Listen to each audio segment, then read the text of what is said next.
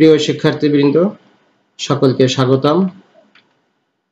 আমাদের আজকের আলোচ্য বিষয় এসএসসি এবং এইচএসসি পরীক্ষার্থীদের প্রস্তুতি। তো আমরা দেখব যে আসলে একটি সৃজনশীল প্রশ্ন থেকে কিভাবে তার সমাধান করতে হয়। তো আজ আমরা হিসাব বিজ্ঞান অধ্যায় 2 এর লেনদেন অধ্যায় থেকে কি জাতীয় প্রশ্ন হতে পারে এবং তার সমাধানটা আমরা কিভাবে করব সেটা নিয়ে আমরা বিস্তারিত আলোচনা করব। তোমরা আমার ক্লাসের সঙ্গেই থাকো।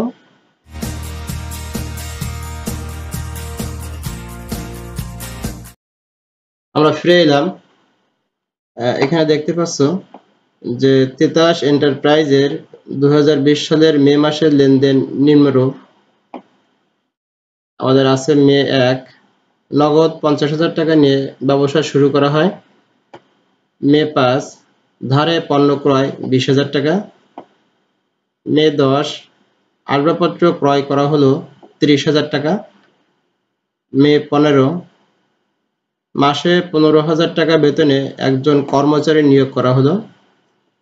মে 20 বাকিতে পণ্য বিক্রয় 25,000 টাকা।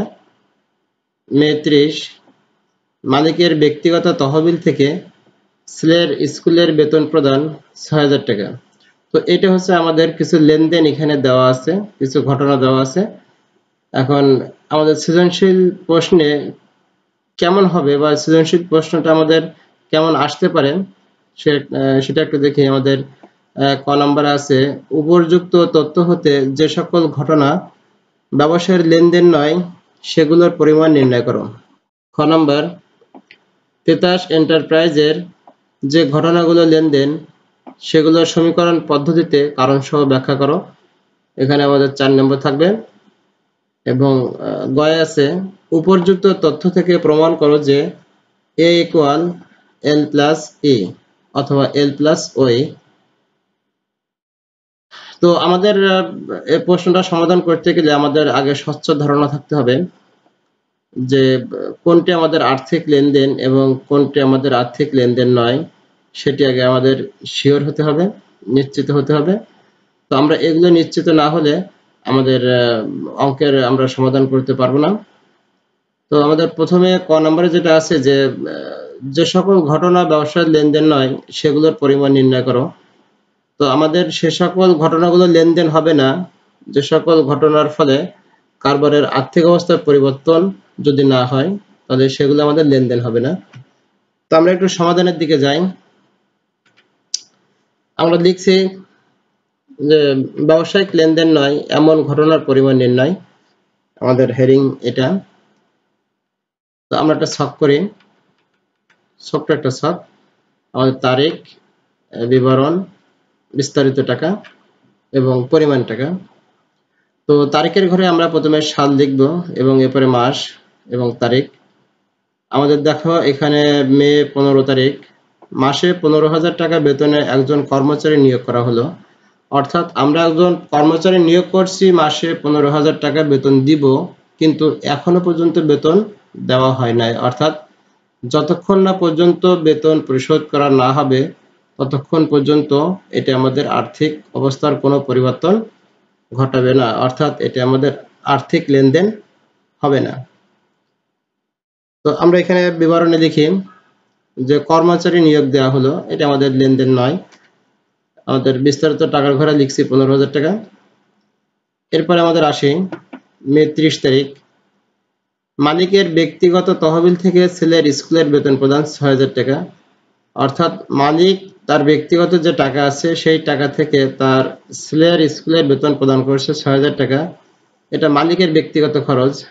এটা এই ঘটনার ফলে আমাদের কারবারের বিন্দুমাত্র কোনো প্রভাব পড়বে না, অর্থাৎ কোনো আর্থিক অবস্থার পরিবর্তন হবে না, অর্থাৎ এটি আমাদের লেনদেন নয়। আমরা এখানে লিখলাম যে মালিকের ব্যক্তিগত তহবিল থেকে ছেলের স্কুলের বেতন প্রদান, আমরা টাকা লিখছি 6,000 টাকা। এখন এই 15,000 টাকা এবং 6,000 টাকা যোগ করে আমরা পরিমাণ টাকার ঘরে নিয়ে যাব, মোট হয় 21,000 টাকা। আমরা হিসাবটা ক্লোজ করে দিই, অর্থাৎ হিসাবটা বন্ধ করব দুইটি দাগ দিয়ে। এটি ছিল আমাদের ক ক নং প্রশ্নের উত্তর। তো তোমরা পরীক্ষায় এভাবে ছক করে ঠিক এভাবে আমাদের প্রশ্নগুলোর অ্যান্সার করার চেষ্টা করবা। আমরা খ নম্বরে যাব। তো খ নম্বরে আমাদের যেহেতু সৃজনশীল প্রশ্ন, সেহেতু আমাদের প্রশ্নটা সামনে থাকলে আমাদের অঙ্ক করতে সুবিধা হয়। আমাদের ছিল যে ঘটনাগুলো লেনদেন সেগুলোর সমীকরণ পদ্ধতিতে কারণ সহ ব্যাখ্যা করা। তো আমরা এখন সমীকরণ পদ্ধতিতে কারণ সহ ব্যাখ্যা করব। তো সমাধান আমরা এখানে লিখছি খ। প্রদত্ত ঘটনাগুলো লেনদেন কিনা সমীকরণ পদ্ধতিতে কারণ সহ ব্যাখ্যা নিম্নরূপ। তো আমরা একটা ছক করব। ছকটা দেখো খুব ইজি। আমাদের প্রথমে আছে তারিখ, এরপরে আছে লেনদেন কিনা এবং কারণ সহ ব্যাখ্যা। আমরা প্রথমে তারিখের ঘরে সাল এবং মাস লিখলাম। তারিখ হচ্ছে 1। আমাদের 1 তারিখে যে ঘটনাটা ছিল সেটি হচ্ছে যে নগদ 50,000 টাকা নিয়ে ব্যবসা শুরু করা হয়, অর্থাৎ এটি আমাদের অবশ্যই লেনদেন, কারণ আমাদের আর্থিক অবস্থা পরিবর্তন ঘটছে। এখন কি পরিবর্তন ঘটছে, তা কি কারণটা কি সেটা আমাদের এখন লিখতে হবে। আমরা এখানে দেখো আমরা লিখছি যে নগদ টাকা নিয়ে ব্যবসা শুরু করায় নগদ অর্থ এ এবং মালিকানা সত্ত্ব ই বৃদ্ধি পেয়েছে, অর্থাৎ একদিকে নগদ টাকার পরিমাণ বৃদ্ধি পাচ্ছে আর অন্যদিকে মালিকের মালিকানা সত্ত্বের পরিমাণও বৃদ্ধি পাচ্ছে। এটি হচ্ছে আমাদের কারণ সহ ব্যাখ্যা। আমরা মে 5 তারিখে আসি। ধারে পণ্য ক্রয় 20,000 টাকা, এটি আমাদের লেনদেন, কারণ আমি পণ্য ক্রয় করছি বাকিতে। আমাদের একদিকে ব্যয়ের পরিমাণ বৃদ্ধি পাচ্ছে ক্রয় বাবদ, আর অন্যদিকে প্রদেয় হিসাব অর্থাৎ দায়ের পরিমাণও আমাদের বৃদ্ধি পাচ্ছে। তো আমরা জানি যে যদি আমাদের ব্যয় বৃদ্ধি পায় তাহলে আমাদের মালিকানা সত্ত্বের পরিমাণ হ্রাস পায়। তো এটা সমীকরণের ডিটেলস ব্যাখ্যাটা আমার একটা ক্লাসে দেওয়া আছে, তোমরা ওটা দেখে নিও, তাহলে আরো সুবিধা হবে। আমার এই হিসাব সমীকরণ নিয়ে এই a = l + e এটা নিয়ে আমার টোটালি একটা ক্লাস খুব সুন্দরভাবে দেওয়া আছে। ক্লাসটা তোমরা ভিডিও থেকে দেখে নিও। আমি ভিডিওর নিচে লিংক দিয়ে দেবো, ডেসক্রিপশন বক্সে লিংক দিয়ে দেবো, সেখান থেকে দেখতে পারবে। তো আমাদের 5 তারিখে যেহেতু ধারে পণ্য ক্রয় আছে, আমরা এখানে দেখবো ধারে ক্রয় করার ফলে প্রদেয় হিসাব এল বৃদ্ধি এবং মালিকানা সত্ত্ব ই হ্রাস পেয়েছে। আমরা 10 তারিখে আসি।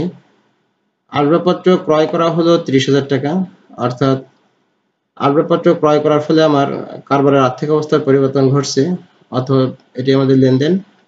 আমরা এখানে লিখছি যে নগদে আসবাবপত্র ক্রয় করার ফলে আসবাবপত্র এ বৃদ্ধি এবং নগদ অর্থ এর হ্রাস পেয়েছে, অর্থাৎ একদিকে আমাদের আসবাবপত্র নামক সম্পদ বৃদ্ধি পেয়েছে, আবার অন্যদিকে নগদ নামক সম্পদ আমাদের কি হয়েছে, হ্রাস পেয়েছে। তো এজন্য আমরা এখানে লিখছি যে আসবাবপত্র এ বৃদ্ধি এবং নগদ অর্থ এ হ্রাস পেয়েছে। এরপরে আমাদের 10 তারিখের পরে হচ্ছে, তো দেখো আমাদের 20 তারিখে আছে বাকিতে পণ্য বিক্রয় 25,000 টাকা। তো যদি বাকিতে পণ্য বিক্রয় করা হয় তাহলে আমাদের প্রাপ্য হিসাবের পরিমাণ বৃদ্ধি পায়, সঙ্গে সঙ্গে বিক্রয় বাবদ আয় বৃদ্ধি পায়। তো যদি আমাদের আয়ের পরিমাণ বৃদ্ধি পায় তো আমাদের মালিকানা সত্ত্বের পরিমাণও বৃদ্ধি পাবে। তো আমরা এখানে কারণটা লিখবো, এখানে আমরা লিখছি লেনদেন। কারণ হচ্ছে ধারে বিক্রয় করার ফলে প্রাপ্য হিসাব এ বৃদ্ধি এবং মালিকানা সত্ত্ব ই বৃদ্ধি পেয়েছে। তো এই ছিল আমাদের খ নং সৃজনশীল প্রশ্নের উত্তর। আমরা গ নং প্রশ্নের উত্তরটা আমরা পরবর্তী পৃষ্ঠায় সমাধান করব। তো তার আগে ছোট্ট একটি কথা, যে সকল শিক্ষার্থী বন্ধুরা আমার চ্যানেলে নতুন আছো তারা চ্যানেলটা অবশ্যই সাবস্ক্রাইব করবে এবং বেল বাটনটি অন করবে। আমরা গ নং প্রশ্নের উত্তরে চলে যাই। a = l + e এর সমীকরণের প্রমাণটা করব।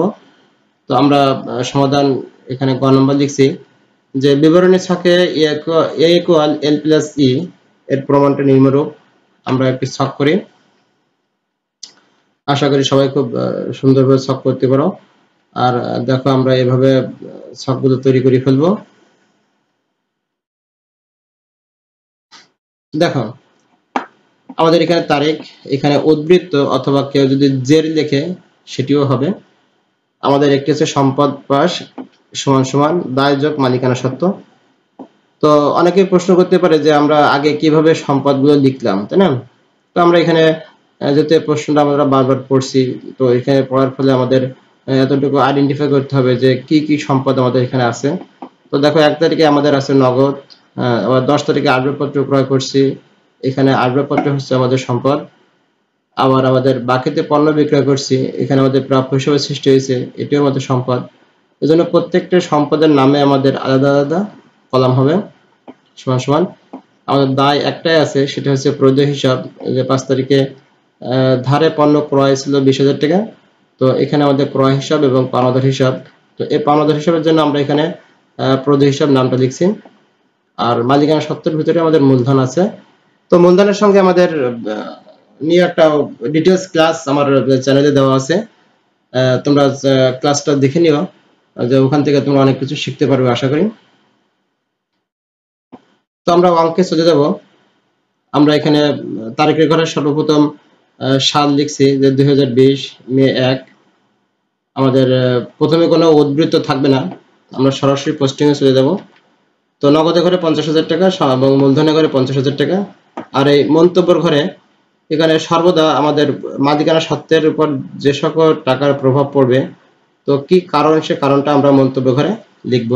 দেখো আমাদের এখানে মূলধনে ঘরে 50,000 টাকা আসছে, আমরা মন্তব্য লিখছি যে মূলধন। আমরা উদ্বৃত্ত বের করব। তো দেখো আমাদের শুধু নগদ 50,000 টাকা এবং মূলধন আছে 50,000 টাকা। আমরা উদ্বৃত্তটা বের করে ফেলি, এরপরে আমরা পোস্টিং করব। তো বন্ধুরা, তোমাদের সুবিধার জন্য আমি আরেকটি কথা খুব ক্লিয়ার করি, সেটা হচ্ছে যে আমাদের এই যে কলাম, আমরা যে সারিটা আমরা অঙ্কন করলাম, এখানে এই উপরের দাগ বরাবর আমরা উদ্বৃত্ত টাকাগুলো লিখব এবং নিচের দাগ বরাবর তারিখ লিখবো এবং এই তারিখে সোজা করেই আমরা টাকাগুলো লিখব। দেখো আমাদের এখানে ধারে পণ্য ক্রয় আছে 20,000 টাকা।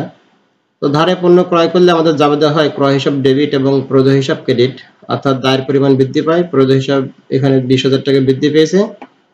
আর ক্রয় হচ্ছে আমাদের ব্যয়, তো ব্যয় বৃদ্ধি পেলে আমাদের মালিকানা সত্ত্ব হ্রাস পায়, এই কারণে আমরা মূলধন থেকে এটা মাইনাস করছি। যেহেতু আমরা মূলধন থেকে 20,000 টাকা মাইনাস করছি, সেহেতু আমরা এখানে মন্তব্য ঘরে লিখবো যে এটা আমাদের ব্যয়, এই কারণে আমরা মাইনাস করছি। এরপরে আমরা আবার উদ্বৃত্ত লিখবো এবং টাকাগুলো বসাবো। এখানে 50,000 টাকা আছে, 50,000 টাকা বসালাম ইকুয়াল 20,000 টাকা। এবং এই দেখো 50,000 টাকা থেকে আমরা যদি এখন 20,000 টাকা মাইনাস করি, তো আমাদের এখানে থাকে আছে 30,000 টাকা। এরপরে আমরা তারিখ লিখবো 10 তারিখ। আসবাবপত্র ক্রয় করা হলো 30,000 টাকা। তো এক্ষেত্রে যাবে হয় আসবাবপত্র হিসাব ডেবিট এবং নগদান হিসাব ক্রেডিট, অর্থাৎ আসবাবপত্র সম্পদ বৃদ্ধি পেয়েছে, আমরা আসবাবপত্র ঘরে লিখলাম 30,000 টাকা। আর যেহেতু নগদ টাকা চলে যাচ্ছে অর্থাৎ হ্রাস পাচ্ছে, এখানে নগদান ঘরে আমরা 30,000 টাকা মাইনাস করলাম।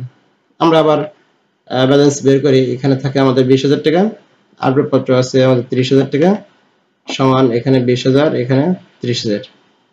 এরপরে 10 তারিখের পরে আছে 20 তারিখ। যেহেতু 15 তারিখ আমাদের লেনদেন নয়, এখন আমরা এখানে লিখবো না। তো বাকিতে পণ্য বিক্রয় 25,000 টাকা। তো বাকিতে পণ্য বিক্রয় করলে আমাদের যাবে হয় প্রাপ্য হিসাব ডেবিট এবং বিক্রয় হিসাব ক্রেডিট, অর্থাৎ আমার একদিকে প্রাপ্য হিসাব এর পরিমাণ বৃদ্ধি পাচ্ছে 25,000 টাকা, সঙ্গে সঙ্গে বিক্রয় করার ফলে আমাদের বিক্রয় বাবদ কারবারের আয় বৃদ্ধি পাচ্ছে। যেহেতু আয় বৃদ্ধি পাচ্ছে, সেহেতু আমাদের মালিকানা সত্ত্বের পরিমাণও বৃদ্ধি পাচ্ছে। আমরা এখানে মন্তব্য ঘরে লিখছি আয়। আমরা এখন ব্যালেন্স করব।